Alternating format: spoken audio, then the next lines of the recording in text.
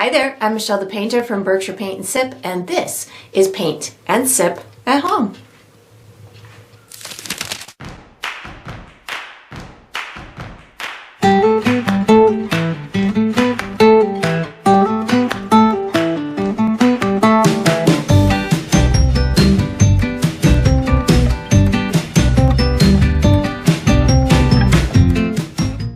Alright, so today I'm going to be painting Best Friends, and I'm going to be sipping on some ginger tea. And if you enjoy this process, I do hope that you like and subscribe to my channel, and that you also check out my Patreon page where you're going to find additional painting perks. So let's get painting and let's get sipping. Alright, so for my materials today, I'm going to be using a stretched and primed 16 by 20 inch canvas. If you're painting along with me, you can certainly switch up the size, but that's what I'll be using. I'm going to be using acrylic paint today. My colors are titanium white, deep yellow, green oxide, burnt sienna, which I'll call rust, Mars black, fire red, and burnt umber, which I will call brown. And of course you can switch those colors up if you'd like to. For my tools today, I'm going to be using a standard number 2 pencil for drawing, and then I will be using 3 brushes. I have a 1/2 inch wide flat bristle brush, I have a number 10 round synthetic brush, and I have a number 1 round synthetic brush, and I will refer to these as small, medium, and large as we go through the painting process, and of course you can switch those up as well. If you're painting along with me, you'll probably want to have a cup of water for washing your brushes, as well as a paper towel for drying your brushes. And down below this video, I will be providing you with a couple of additional resources that can help you throughout your painting process. One of them is a link where you could purchase the same exact paint kit that I'm using, from the large canvas to the fancy palette, the paint, and all the good stuff in between. So that's there for you. There's also a link where you can download a free image of the final painting. So you can print that and use it as visual reference as you go through the painting process. And there's also written step-by-step instructions down there for you as well. And that's all we're going to need today.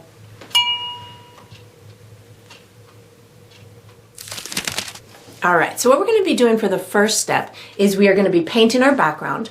I'm going to be using like a soft, neutral, yellowy green kind of color for my background, but you could certainly use any color that you want to. What I'm looking to do is have it lighter in the middle and kind of fade out into a little bit darker of a shade on the outside. So I'm going to pre-mix myself, which I magically did before I came on camera, this pale yellow color. How I got to that was I took some of my yellow and set it aside because I'm going to want to use that later, but I used the rest of my yellow plus white and a touch of green to get here. So I'm going to show you how I did it. I took my yellow, and I would say maybe about half or equal parts yellow and white, somewhere along there. You're going to get yourself to a nice light yellow. And then I wanted to add a little bit of contrast to the color of my color of my hand, and my color of my dog are going to be on that really warm side. So I wanted to add a little bit different of a color. So that's where the green came into play. And I'm just putting a little bit of green into my yellow to make it like a pale yellowish green. And then when you get at the desired shade, what I'm going to do is just make sure I have it all nice and spun around and blended well. My brush is filled with this color. What I'm going to do without washing my brush is I'm going to pick up some clean white. So now I have the base color plus white on my brush, and I'm going to start in the center of my canvas. So as I apply it in the center of the canvas with that white on my brush, I'm naturally giving myself this really light area in the center of my canvas. And I'm just kind of working it out until it's a nice kind of thin coat with this light color. And once I've kind of spread it out as far as I can, and I'm just going up and down, left to right, and then in vertical strokes, just to kind of spread it out so it's not super thick, and it kind of, you know, goes as far out as the quantity of paint that I put on there will allow it to. And now what I'm going to do without washing my brush is I'm picking up just that light greenish yellow that we pre-mixed. No more white, just that base color. And now I'm going to go ahead and I'm going to do this on the exterior of that center section. So, and I'm going to get it to blend in a little bit. So what's going to happen is it's going to provide me with this gradient of sorts from light on the inside to a darker shade as we're moving towards the outside.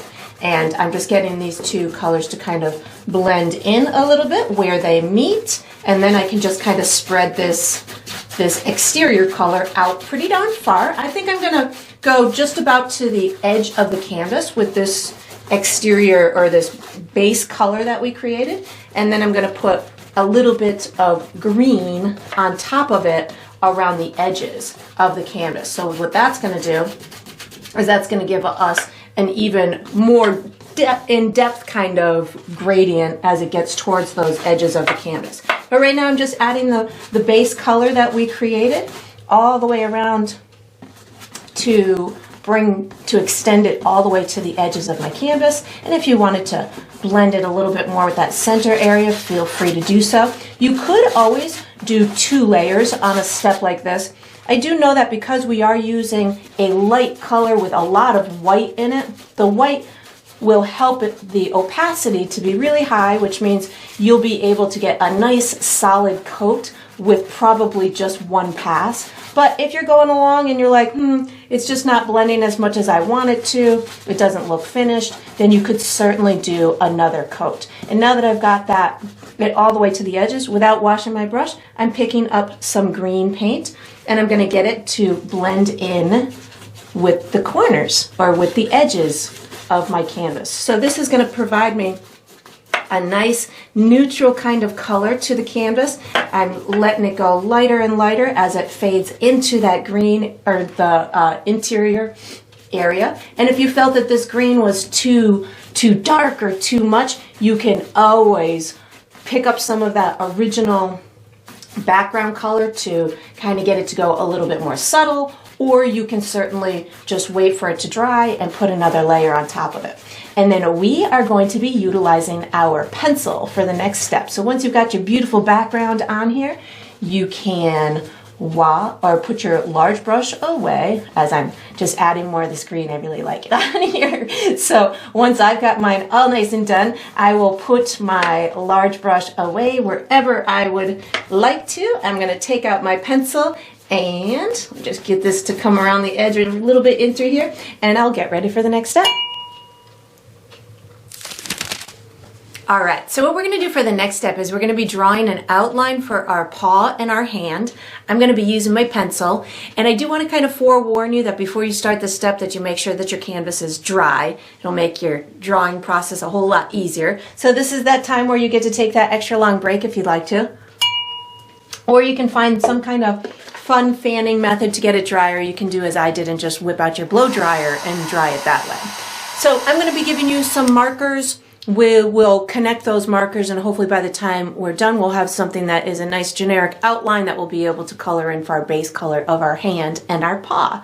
You might decide to alter this to look like your dog's paw, or, you know, your husband's hand or somebody else's hand. So you can certainly feel free to do this as you'd like to. I'm going to put my paw on first, and then I'll put my hand on, because my hand will be, the size of my hand will be dictated by the size of the paw, and the hand will be going behind. So I'm going to have my paw really large across the entire canvas. So on the left-hand side, I'm going to come up about a little bit higher than halfway and give myself a little bit of a marker somewhere in through here. On the bottom of my canvas, bottom left, I'm coming up about 2 or 3 inches, make myself a marker in through here. This is going to be the top of the dog wrist and the bottom of it. And then I'm going to go all the way over to the right-hand side of my canvas, about a little bit below here, so maybe about an inch below here. And you just want to go straight over until you are, I would say, about a quarter of the way over from the right hand side. This is going to indicate the tip of the paw. I'm going to connect this marker to here with a sloping area in through here for the paw. This is going to be the little wrist area that dips down, and then the like I guess this is the paw in through here. There's a little dip like this, and then this will be a bump for the wrist area. So I'm going to come up in through this direction. I'm not coming up much higher than my marker over here. So I'm only about an inch higher than that. So you don't necessarily need to go scoop it way high up the canvas. And then I just dip it down in through here, and then this bump will be that wrist part in through here of the dog. And then on the bottom part, I'm going to have the pads of the paw and the toes in through here. So I'm going to do a couple of bumps like this, and then I'm going to connect it to the underside of the wrist, and then it's going to connect to this bottom marker in through here. So I'm not coming down very far, just maybe about another inch in through here. I'm going to give myself gentle bumps. They don't have to be scooped way far, just these long kind of gentle bumps in through here. Maybe another little one like this, and then I'm just kind of bringing this down in this direction like this. And then I'm going to put the person's hand on. So for me, I can't really demonstrate because it's over on the other side, but the wrist is going to be in through here. This will be the side with the thumb, which we won't be able to see because it's on the other side of the paw. This is the open palm of the hand, and then we'll see the sides of the fingers.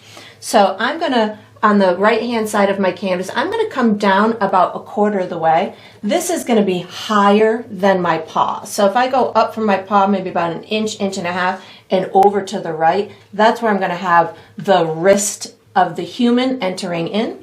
And then my next marker is going to be right in through here. So this is, I would say, if you come to the left, you're a little bit below where you put the center marker of your paw from here. Is where I have this in through here.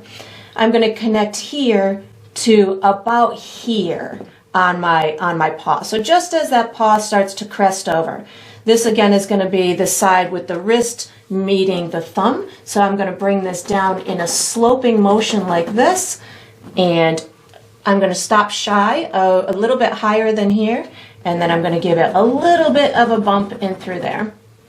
And then for the bottom part, I'm going to have these fingers stretching out pretty darn far. So I've got my fingers coming about to the mid wrist in through, or that paw part on the dog, right about in through here. So this again, this is maybe about a third of the way over on the left hand side from my canvas.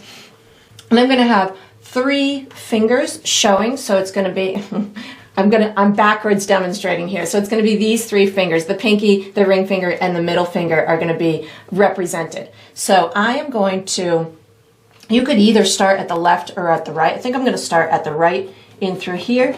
I'm going to bring this down just a little bit. I'm only about maybe 2 inches away from the paw, not much. You don't need to bring it all the way down because we're really seeing this hand at an angle. I'm bringing this first finger really far over to here. So I've only got maybe about 3 inches left to do the other 2 fingers, and these are just the tips of the fingers. So whenever I'm doing something like this, I'm thinking of my own hand. How far, my pinky is farther away from this than this is from this, so I'll give it a little bit more space between the pinky and the ring finger, and then I'll scoop this around like this. And that is all we're going to do for our outline. We'll be using our large paintbrush for the next step, so when you get this done, you can put your pencil away, take out your large brush, and get ready for the next step.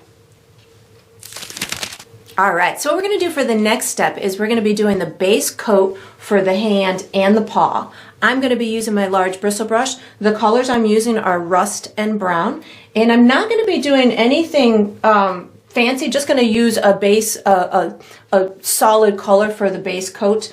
The hand, I'm going to be using rust paint for my base coat, and I'm not going to be doing any fancy brush stroke. I just want to kind of get a whole layer on here.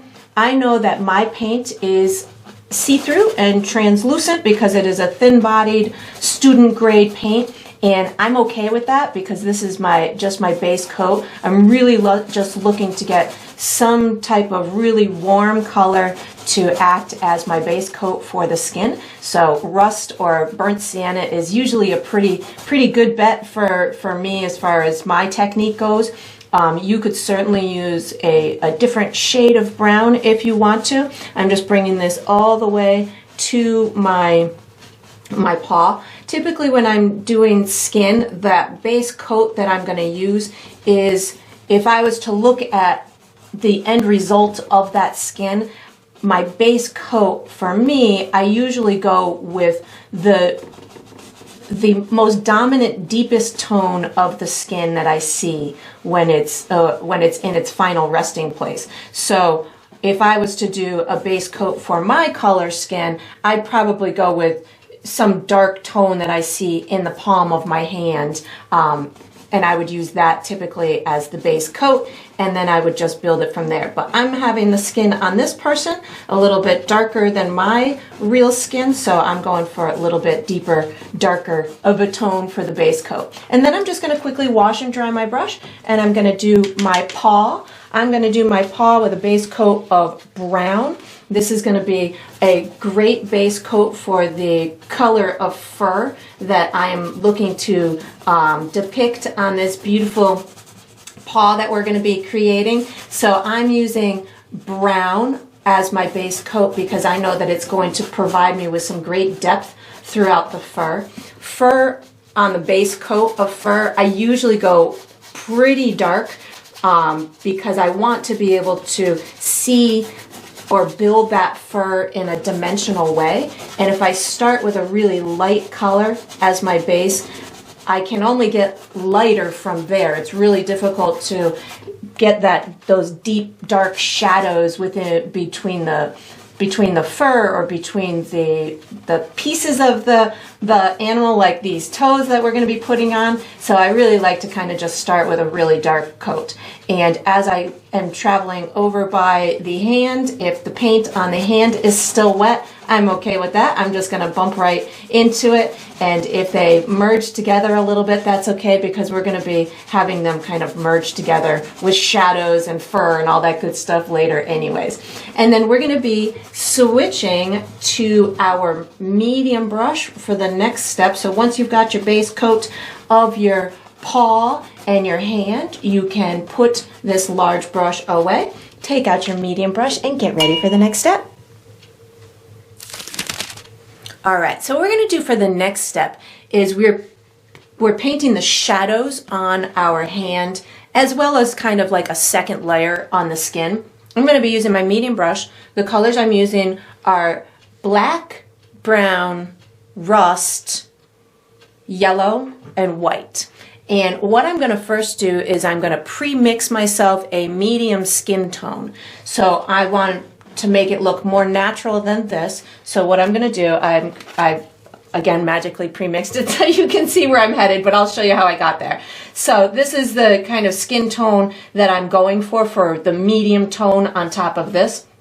So how I got there was I mixed about half and half of my yellow and rust with a little bit of white, and you could certainly steer this into whatever tone you would like. It's going to take on a lot of what's underneath there, so just know that if you make it really dark, it will still, you know, it's going to take some of that color. I'm making mine a little bit lighter than I really want it because I know that it's going to take on some of that color underneath. And then once you've got that in here, and this is not the final skin color, we still have highlights to go. So if this doesn't end up perfect for you, no worries, you can certainly, and you could certainly add brown to it or red to adjust it into whatever color you'd like. So feel free to modify that whatever way that you'd like.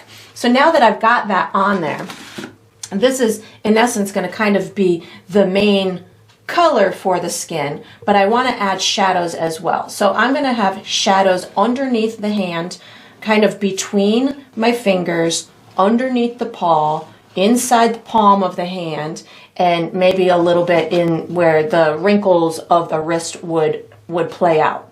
So what I'm going to do first is I'm just going to utilize this skin color that I have on my brush and just kind of put a second coat on the more or less the top side of the skin, and I'm just kind of utilizing a nice soft brush stroke not really doing a whole heck of a lot, just kind of getting it on here, getting these little fingers to have a little bit of that main color in them. And then without washing my brush, I'm going to be picking up a touch of black and a touch of brown. So this is going to start my shadow area at the bottom side of my hand. So I'm really just kind of following along this bottom side. I will get it to blend into my skin in a minute, but just kind of getting it on here just to tell myself where I want it to go. And as you're going through this process, if you can get it to blend in a little bit with that skin that's next to it, that's awesome. That'll help your process in making it look a little bit more realistic. And again, I'm just kind of getting it at the bottom side of this hand. I'm going to reload my brush with a little bit of the black and the brown. You could use rust as well if you wanted to. I'm going to kind of outline each finger right now. So I'm going to just take this color and just, in essence, kind of outline that tip. And then with that dark color that I have on my brush, I'm going to utilize that as the shadow at the bottom side of this finger. So I can do that with both of the fingers over here. We don't have, many that we're doing. So it's just a nice kind of simple process. And then I'm going to put a little bit of shadow underneath that paw. So I still just have the brown and the rust, or brown and black on my brush right now, but I don't have a lot. So I'm able to just kind of rub it in as if it's like a kind of a dry brush type of technique. And then I'm just going to bring a little bit of it into the palm of the hand in through here. And I know that looking at my own hand, which is typically what I use for references as I go through these figurative type of paintings, I know that my wrist or my palm as it comes in here is pretty has lots of wrinkles when it's kind of closed up, and along my wrist as well. So I'm going to add, with maybe a little bit of rust brown and black, I'm going to start my wrinkle process, kind of just pulling in these slender lines in the directions that I feel that they would be, in essence, kind of coming. And again, I'm not looking to make this 100% complete at this point. I'm just kind of starting the process as to where these markers could be and how I'm going to get this to look on the, kind of realistic side. And I've got little wrinkles in through here on my hand. So again, just kind of pulling these darker tones in through these areas. And you can certainly, think of your pinky as you've got a couple of sections on your pinky. So you could certainly start that as well. I've got a little kind of crease in through there. I have one, two, three sections to my pinky. So just utilize your own hand to kind of figure out where you might want those markers. And you can always go back into that original skin color or rust to kind of get any areas to blend in a little bit more. If you felt like you had it a little bit too much or too little, you can certainly just kind of modify that.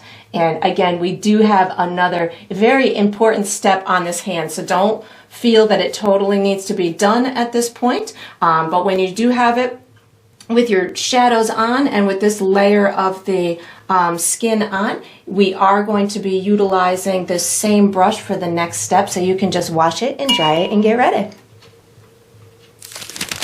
All right, so what we're going to do for the next step is we're going to do the shadows on our paw. So I'm using my medium brush. The colors I'm going to use are black and brown. And how I'm going to do this is I'm really just going to kind of put a deep shadow at the bottom of the paw, maybe a little bit coming up between the toes, and then maybe a little bit in through this area to just indicate that that's the bottom of the paw. So I'm going to put black and brown on my brush at the same time. I don't know if I said I'm using my medium brush, but I'm using my medium brush. So black and brown, and I'm going to kind of just give myself a little bit of just a simple kind of outline here to just get my brush understanding what it's doing here. You already had those bumps kind of designated within the the original outline, so I'm just kind of utilizing that information to give myself the shadows. Maybe your dog has little pads at the bottom of the feet. Whatever works for you is totally fine. So I'm just kind of outlining where I want those kind of toes to go, and then maybe casting a little bit of a shadow on the next toe. So this would be the outline of this toe, and it's casting a little bit of a shadow on this one next to it, and then the bottom of the paw would have a little bit of a shadow casting on itself, and maybe on the hand beneath it. Here's the outline of this toe in through here, and it's going to cast a little bit of a shadow onto here, and maybe right in between those toes would be nice and dark, and then maybe I've got this one in through here that's going to cast a little bit of a shadow onto this toe. Make sure I have enough shadow underneath there to make sure that it looks nice and dark, and like it's nice and nestled into that the human paw, the human hand that we got. And then I'm going to put just a little bit of this shadow in the wrist area. So I want there to look like it's really kind of bent in through here. So I'm going to just take a little bit of this darkness. I didn't wash my brush. I'm just kind of utilizing the remnants that are on my brush and just kind of giving myself a bend within that wrist. And so that will help me as I'm building my fur to make it look nice and natural. And then I'm going to be utilizing I think I'm going to utilize this same brush for the next step, my medium brush. So once you got this step done, you can wash and dry your medium brush and get ready for the next step. Alright, so what I'm going to be doing for the next step is I'm going to be finishing my hand. I'm using my medium brush, but you might find as you're going through this that you may want to use your small brush for, like, you know, more detail or things of that nature, but I think I'm going to use my medium brush through the whole process. I'm going to be using that pre-mixed skin color that we made. I'm going to also be using white and red, and if I have to, I will go back into my rust or brown or black just to make sure everything kind of blends together. So my main goal here is just to add that final bit of dimension or the highlights to it. So I've got my hand like this. So to me, the lightest part is going to be on the top of the hand, but I also want to show that there's a little bit of form to it. So I'll have some light areas kind of along the side. So I'll have lightness up in through here, maybe some lightness up in that wrist. Definitely a lot of lightness coming through the top of these fingers in through here, and I'll have them blending into the darkness and into the wrinkles and all that good stuff. So I'm going to start by making myself a pink color, because that to me is going to make it look nice and realistic, and adding the pink will allow this hand to not compete as much with the paw. So the paw is going to be a nice natural neutral tone, and right now so is the hand, but when you add that little bit of pinkness to it, it will make it stand out and definitely make it look much different than the paw. Even if they're on the same like tonal value, that pink will help it to stand out as its own. So I'm just taking a little bit of my red and just mixing it in with some of my white, my dirty white or clean white, whatever you want. And you could certainly add this to some of your skin color if you wanted to, but I'm gonna probably just add mine on the fly as I'm painting. So I have my pink that I'm going for.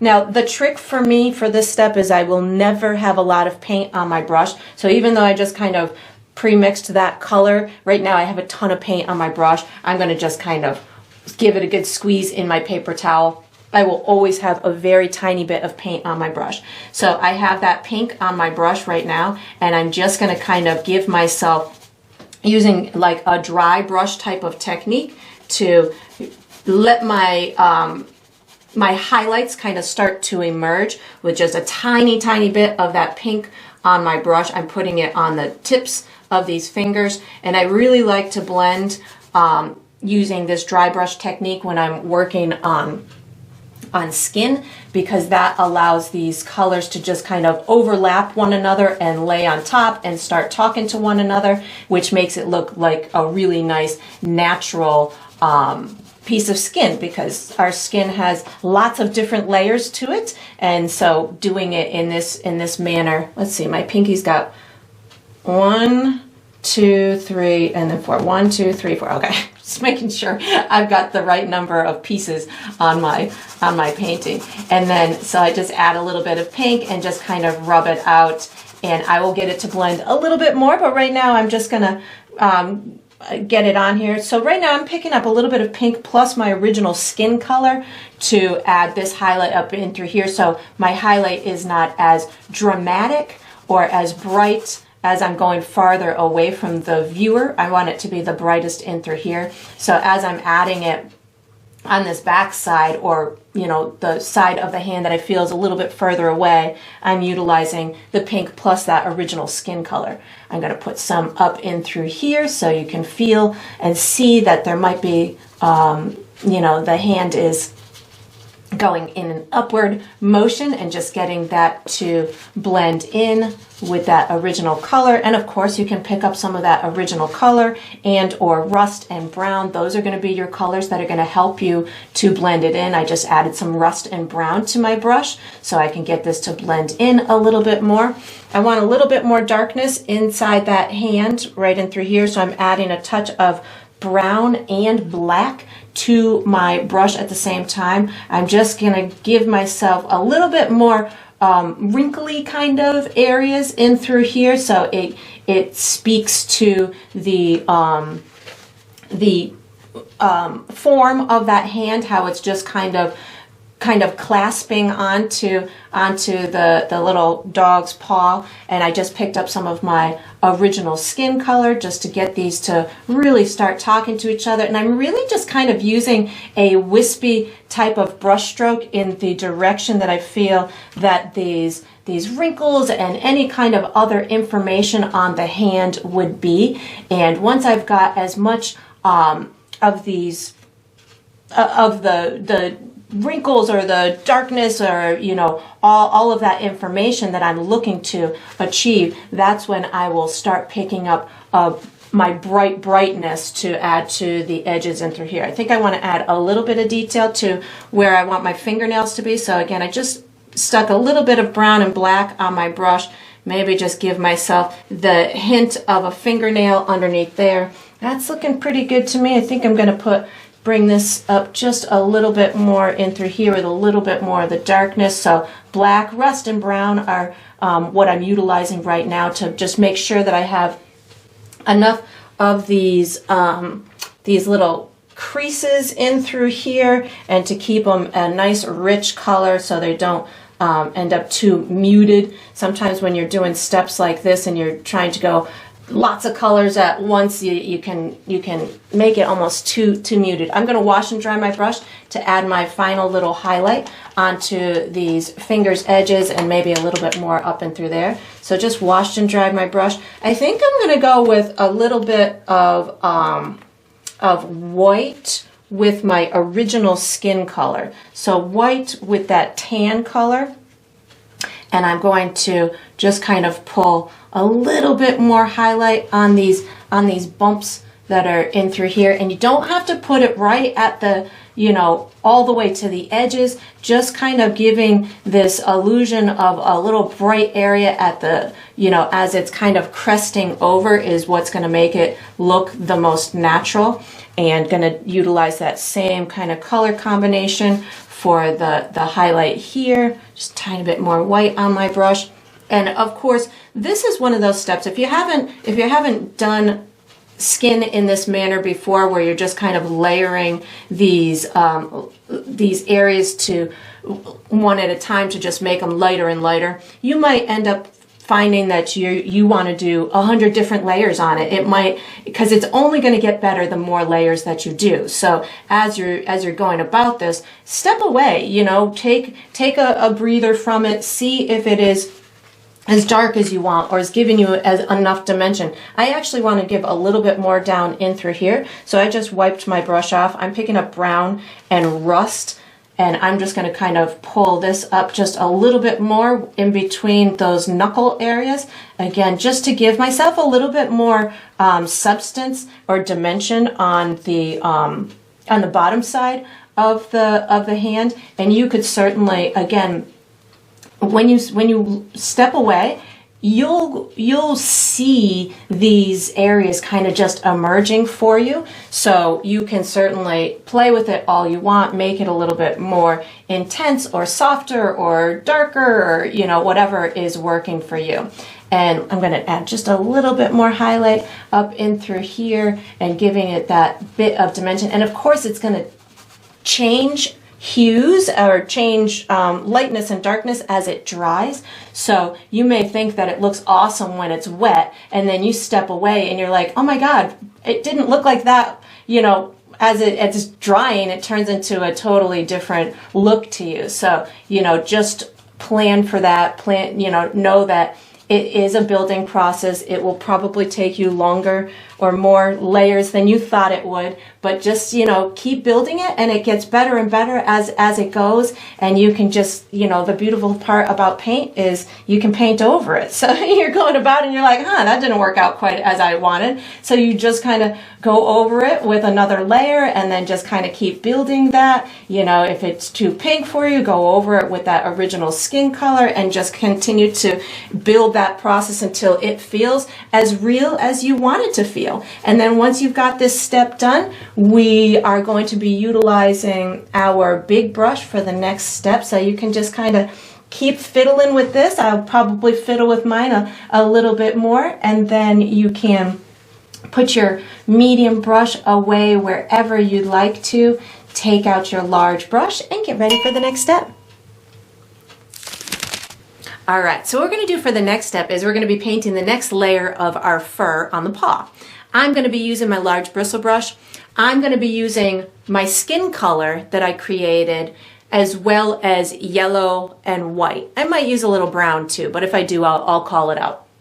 So I'm going to be going for like a light golden retriever kind of fur color. You could certainly go for whatever color fur that you would like. I want mine to kind of have a lot of texture and build it to the lightness, so that's why I am going to be using my skin color as the next layer for my fur, and then as I get to the lighter and lighter, it will look like nice blonde golden retriever color. So what I'm going to do is I'm just picking up some of my skin color, and if your skin color is not the same as mine, I got there again by using my rust yellow and white, and I just pre-mixed it. So it's kind of like a peachy orangey type of color. And then what I'm going to do is I am in essence going to be utilizing this color to give me direction on the fur and to start giving me the length of the fur. So I'm having my fur coming out this way. I'm going to have a couple of long droopy pieces that just kind of cascade down the bottom part of the arm. So I'm just kind of getting this on here right now. I probably will use a little bit of brown in this area in through here in a second, just so I can get the idea that there's some darker pieces that would insinuate the little bits of shadow. Actually, I think I'm going to pick up a little bit of brown right now. So I have right now on my brush, I didn't wash it, my skin color plus a little bit of brown, just so I can get a couple of longer, darker pieces just kind of splaying out underneath here to make sure that we've got good dimension down in through here as well. And then once I've got that, I think that's looking pretty good. I'm going to go ahead and just utilize my skin color to give me, again, the direction on my fur that I'm looking for. So on my paws, I'm just kind of doing a little bit shorter hair. The longer hair is back here. And then as I am going towards those, the end of the paw, I'm using a shorter brush stroke, and I'm giving shorter fur. So it will overlap my little shadow area a little bit. I'm going to go ahead and put it in the direction that I feel the fur would fall, which is kind of forward and towards the end of the paw, something like this. I'm bringing it all the way to the top edge because I'm going to have that actually is going to be the lightest of my fur. making sure I've got it in between these little toes, because we are going to be putting some little toenails on in a minute as well. So I want to make sure that we've got little bits of fur in through there. And then of course, as I get towards the end of my paw here, I'm just going to fluff it out a little bit on that edge. And then I'm going to pick up a touch of yellow and white before I finish this step, to start a little bit lighter of a version on top to just give it a little bit more dimension. So I am just I didn't wash my brush. I'm gonna take a little bit of yellow and a little bit of white and just kind of wipe it off on the side of my palette. So this way I don't have a lot of paint on my brush, and it's gonna just kind of give me little bits of this additional lighter color throughout my fur. We are going to be doing another layer, which will add the final highlight to it, but this is just so we have a little bit of extra dimension as we go into doing the toenails and then adding the bits on top of it. So again, while I'm at the feet, I'm doing more of like a shorter version of that brush stroke. And then I'm going to be utilizing my small brush for the next step. So once you've got this layer of fur on here, you can put this large brush away, take out your small brush, and get ready for the next step. All right, so what we're gonna do for the next step is we're painting some toenails. I'm using my small brush. I'm just using black and white paint, but you could certainly turn your toenails into whatever colors that you would like if you wanna customize it to your dog. I'm gonna use my small brush. I'm just using black paint to start, and I'm gonna put my toenails on where I feel that they should be. So on this particular toe in through here, I've got this one kind of coming up towards this top part. I've got it a little bit wider as it's at the base, and then I'm gonna just curve it a little bit and make it a little bit shorter at the tip. And of course you can have yours as long or as short or in whatever direction you want. They can be in different directions. I know that some dog toenails can kind of be, you know, coming out in, one comes out straight, one comes out sideways, so feel free to make yours coming out whatever direction that you would like. So a little bit wider at the base, I'm crossing it over into the other toe, something like that, and then I'm going to have a little one coming out in through here, more towards us, I think, like this. And then I'm not going to wash my brush, I'm just going to wipe it off on my paper towel, pick up a little bit of white, and just give myself a little highlight on the ends of these toenails, something like that. And of course you can, I'm just doing this faint little bit of a highlight, so it gives it a little tiny bit of dimension. And then we're going to be utilizing our large brush for the next step. So once you've got your toenails on here, you can put this small brush away, take out your large brush, and get ready for the next step. All right, so what we're going to do for the next step is we are going to finish our fur on the paw.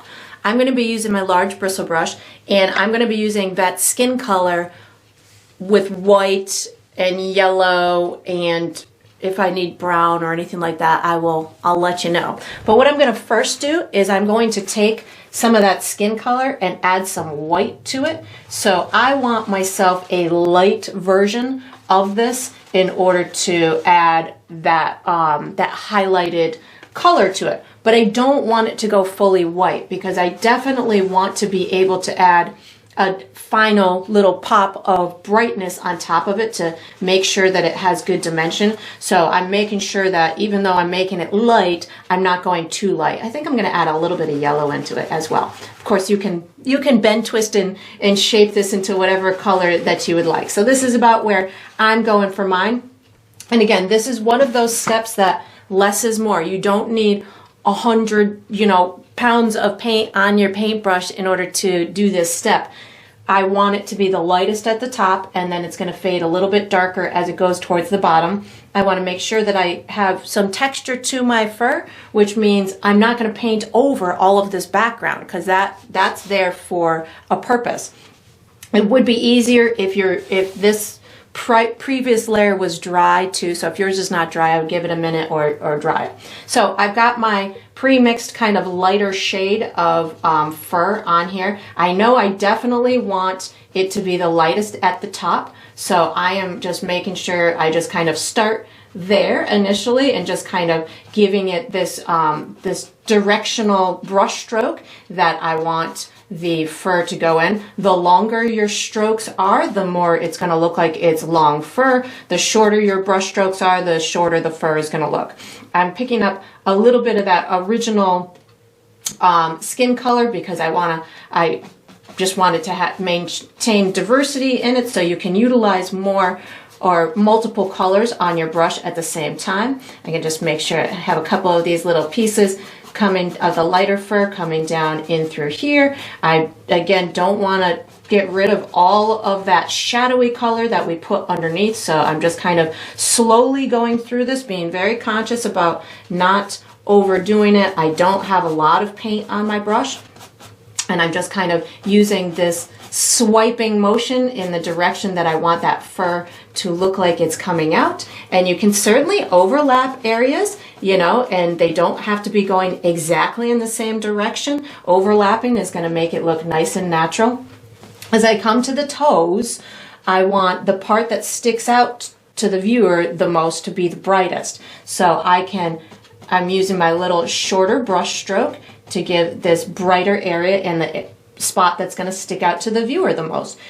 Above that will be a little bit browner, so maybe I use my skin color plus maybe a little bit of brown to just make sure that I have that little dip in the toe above it. That'll make it look like it's popping out a bit.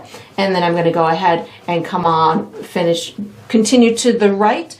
As I go to each toe, I will have that end of it the brightest, so I'll put the most of that light color on it. And for me, I'm going to have, you know, the top of the paw is going to be really light, so I'm going to just continue to do these short brush strokes with this lighter color up at the top. I'm leaving a little bit of that darkness as it goes into the crevice of the toe, so that you can continue to see that split between the two of them. I'll put a little bit more brightness at the top in a minute. As you come towards that nail, you can certainly have a little bit of fur on top of that as well. So I'm just going to kind of keep going here with my lighter version, giving myself a little bit of lightness over here on this toe as it's coming towards the end of it, getting it to be a little bit darker as it's going towards that shadow which we had put earlier. So something like this, giving myself that, allowing it to come up and be brighter at the top with these really short kind of brush strokes, making sure I go all the way up to the top and not overdoing it. That's, I think, probably one of the easiest things to do when we're doing fur, is just have a ton of paint on our brush and then just really overdo it and paint the heck out of it, and then it all just turns into one solid color.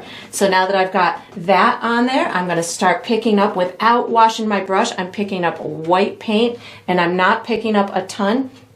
And this is where I'm going to start to add these beautiful bright highlights at the top of the paw. As I come in towards the areas that bump up, I can certainly put those a little bit brighter. They are going to fade a little bit darker as it dries, simply because of the type of paint that I'm using.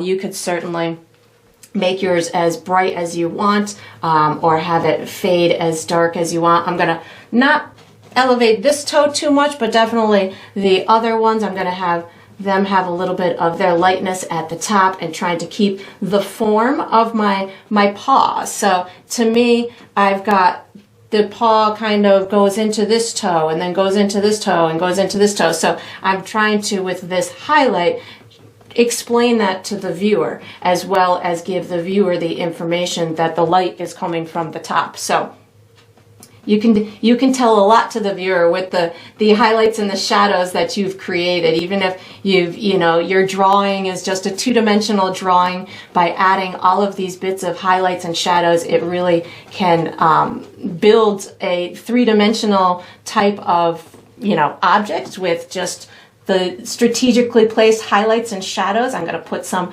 on the top of this toe. And of course you can see I'm slowing down. I'm just making sure that I've got those light areas where I want them without overdoing it, and allowing for the information of the dimensional element of those toes to kind of speak to the viewer, giving a little bit more in through here. And of course you can keep building it as much as you want to.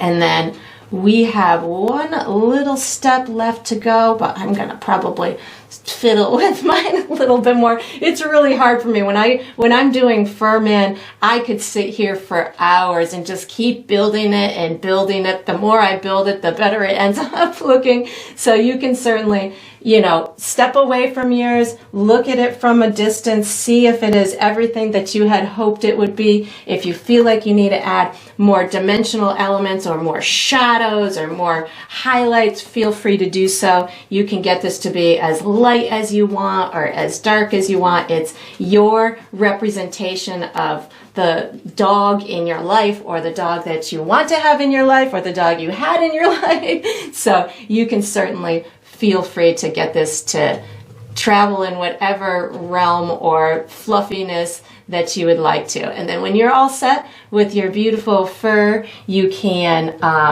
we're gonna use our small brush for the next step, so you can just get ready. All right, so we are on to the final step. This is the final step of every painting, which is to sign it. So I usually sign mine in the bottom left or the bottom right. I think I'm going bottom left with brown paint. I'm using my small brush. I sign mine with my initials, but you could certainly sign yours with your first name or the date or a symbol, or whatever you'd like for your identifying mark to be is totally fine. And that's going to conclude this painting. I hope you enjoyed the process. I hope you painted yourself a very cute paw and hand, and I look forward to painting and sipping with you again sometime.